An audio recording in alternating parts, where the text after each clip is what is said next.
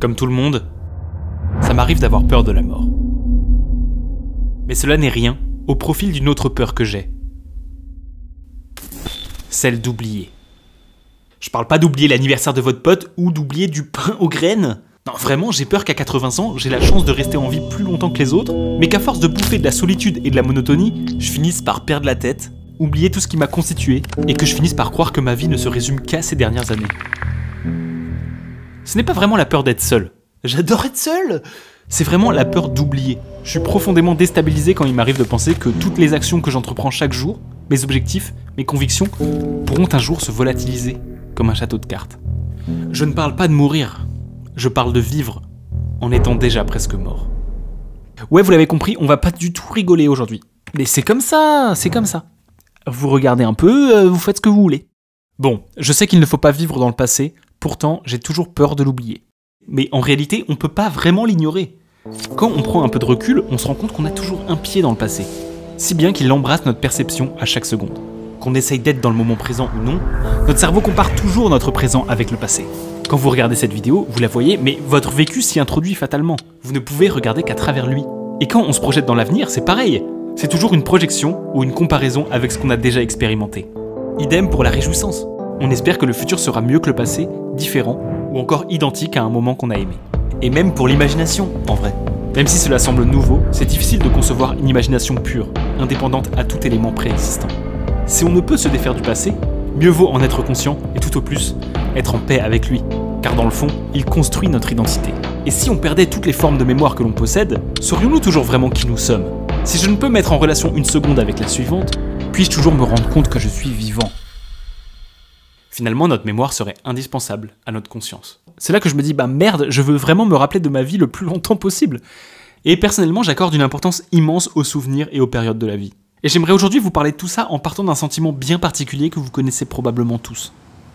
Vous allez dans votre bibliothèque musicale et vous choisissez d'écouter une musique que vous écoutiez il y a des années.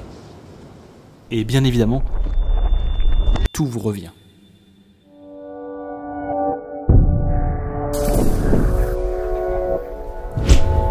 Cette musique, votre cerveau l'a associée à une période de votre vie. Vous apercevez des sensations, des vibrations du passé. Cela vous rappelle une atmosphère en particulier, des états d'âme, ou même encore des relations. Et le tout finit par exploser dans une synthèse émotionnelle colorée et singulière.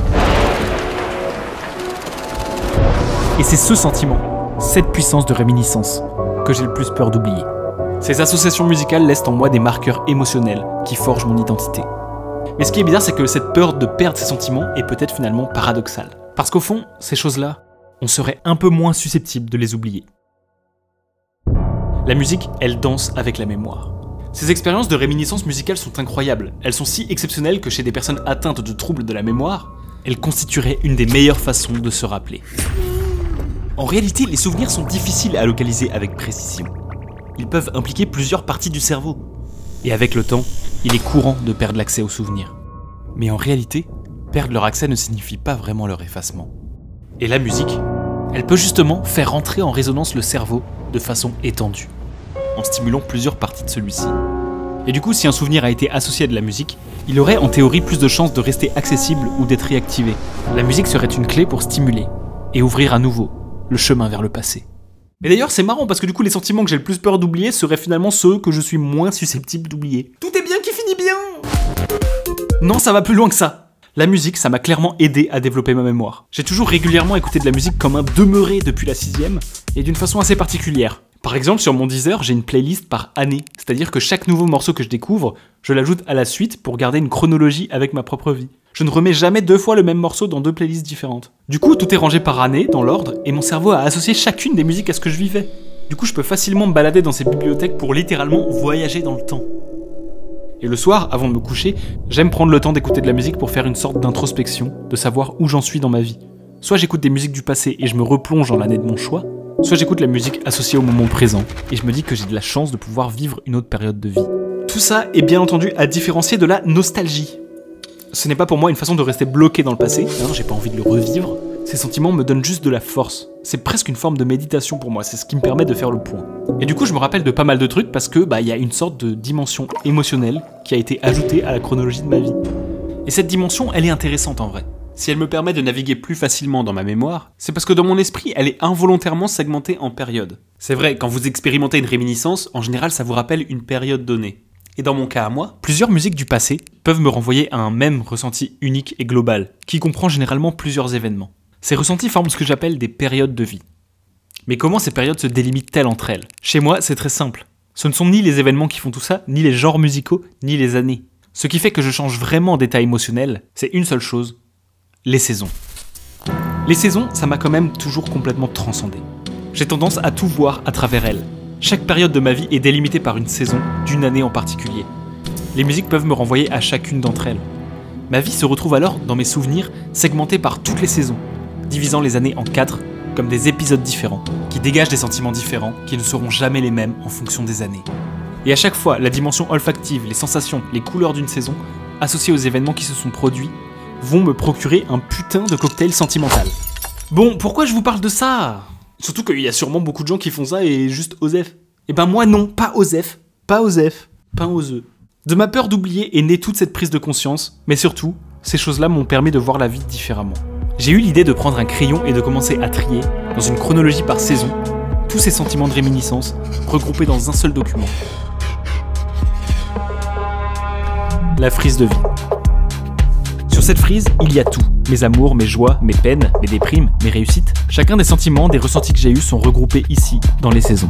À gauche, il y a ma naissance, et après, il y a ce qu'on appelle l'amnésie infantile.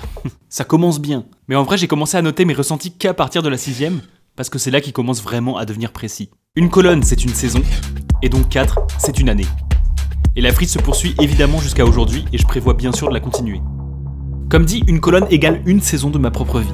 Par exemple, printemps 2018. En ligne, j'y place les événements qu'il y a eu, puis les personnes rencontrées, puis les musiques écoutées à cette période, et enfin les projets réalisés et les relations. Et à la toute fin, je mets un nom et une couleur à la saison, en fonction du ressenti éprouvé. Et ces colonnes ont des effets ultra puissants sur moi. Il suffit que j'en lise une seule pour expérimenter à nouveau ce sentiment introspectif unique associé. C'est finalement comme si le cerveau prenait les gens, les événements, les musiques et en faisait immédiatement un tableau mental. De chaque colonne, chaque saison émane un ressenti singulier. Je suis fasciné d'à quel point la diversité des émotions renvoyées est immense et d'à quel point chaque colonne est toujours unique en son genre. Chaque saison ne sera jamais la même. Tout sera toujours subtilement ou complètement différent. Et j'espère un jour pouvoir admirer ma frise dans son entièreté en me disant « Bah putain, c'est ma vie tout entière quoi. » Ok, mais est-ce sain de faire ça? Non, vraiment, c'est sain? Bah c'est vrai, on pourrait se demander si je ferais pas mieux juste de me laisser porter. Eh ben, j'ai beaucoup réfléchi à ça. Et j'ai remarqué 2 questions. La première, est-ce bon de perpétuer à tout prix les souvenirs? Je dirais que ça dépend des gens. Et évidemment qu'il faut pas que ça vous fasse du mal. Mais moi personnellement, j'ai eu des événements difficiles dans ma vie, mais ce que cette frise m'a appris, c'est que ils ont leur place, tout autant que les autres. Franchement, je me vois effacer aucun souvenir de ma mémoire, même les plus frappants, parce que justement ce serait nier une part de ce qui m'a forgé. Sur cette frise, chaque colonne a le droit d'exister. Chaque tableau se doit d'être admiré, même les plus sombres. Et au final, il y a un vrai pouvoir de recul, parce que chaque événement difficile que je rencontre finira par faire partie d'une colonne, une couleur, qui aura coloré ma frise. Même l'ennui finit par apporter des nuances dessus. Ça me fait vraiment voir la vie comme un film. Que serait-elle sans les éléments perturbateurs? Chaque élément n'est plus vu comme positif ou négatif, mais simplement comme étant fascinant. Et cette fascination me suffit à être heureux. C'est vraiment cette fascination à laquelle je fais référence quand je parle d'accepter ses émotions. C'est une façon d'être reconnaissant d'avoir la capacité de ressentir. D'ailleurs, cette frise me pousse toujours à vivre plus de choses. Je suis toujours impatient de savoir quel ressenti, quel tableau va se former dans la prochaine saison. Surtout qu'à force de conscientiser tout ça, on effectue des comparaisons, on voit des chemins émotionnels se dessiner peu à peu. Et ça nous aide vraiment à comprendre la façon dont on fonctionne, et ce qu'on ne veut plus dans la vie. Et vient maintenant la deuxième question. Est-ce que cela n'entraîne pas une surcharge d'informations? C'est vrai que quand on me dit « Ouais, t'as fait quoi tel jour, telle année ?» Bah, y a moyen que j'arrive à retrouver parce que dans ma tête, ça fait ça. Mais je pense pas que ça fait un surplus d'infos, parce que tout n'est pas noté. J'ai pas cette frise devant les yeux chaque jour. Oui, parce qu'en vrai, c'est pas imprimé, c'est un tableau Excel, voilà. C'est nul, hein? C'est beaucoup moins stylé. Mais même dans la vie de tous les jours, il y a toujours des choses qui m'échappent. Le cerveau, il est quand même fort pour faire ça. Finalement, je dirais que c'est même l'inverse, ça épure. C'est comme si je décidais, au lieu d'avoir un tas de souvenirs emmêlés, de les ranger dans des tiroirs différents pour chaque saison. Il me suffit juste d'en ouvrir un pour me replonger dedans. Finalement, je trouve pas ça plus bizarre que quelqu'un qui trie toutes ses photos, qui en ferait des albums, ou quelqu'un qui filme chaque seconde de ses journées pour en faire un montage. Après, sachez que ça ne peut ne pas marcher avec vous, que ça peut ne pas être votre trip. Libre à vous de trouver votre meilleure façon d'accepter, d'explorer votre passé. Du coup, tout ça serait des moyens efficaces de s'apaiser et de travailler sur sa mémoire. Mais est-ce que ces réminiscences ou associations ont des limites? C'est vrai, est-ce qu'on peut faire ça toute la vie? Eh ben, c'est plus compliqué que ça. Ce mec-là, il a introduit en 1986 le concept de réminiscence bump. C'est quoi le bump là? C'est quoi le bump? En gros, les souvenirs les plus marquants de notre vie se situeraient entre nos 15 et nos 25 ans. Et ça s'explique entre autres par le fait qu'on est en plein développement cérébral à cette période. Et alors moi, aux portes de mes 27 ans, vais-je pouvoir ressentir et continuer cette frise avec autant d'efficacité que lors de ma jeunesse? Eh ben, je pense que c'est quand même possible. Parce que ce pic de réminiscence s'explique aussi par le fait qu'entre 15 et 25 ans, nous faisons beaucoup de premières fois. Nous faisons des choix relativement importants, identitaires, et très souvent on n'est pas encore installé dans ce train de vie qui ne s'arrête jamais. Donc la clé pour avoir un passé marquant serait de toujours réussir à prendre du temps pour soi, de fuir la routine et de faire des choses toujours nouvelles. Finalement, c'est la nouveauté qui permettrait d'explorer chacune des facettes de ce que l'on est. Alors après tout cet épisode, une seule question persiste alors. Qu'est-ce que vous avez prévu pour la suite ?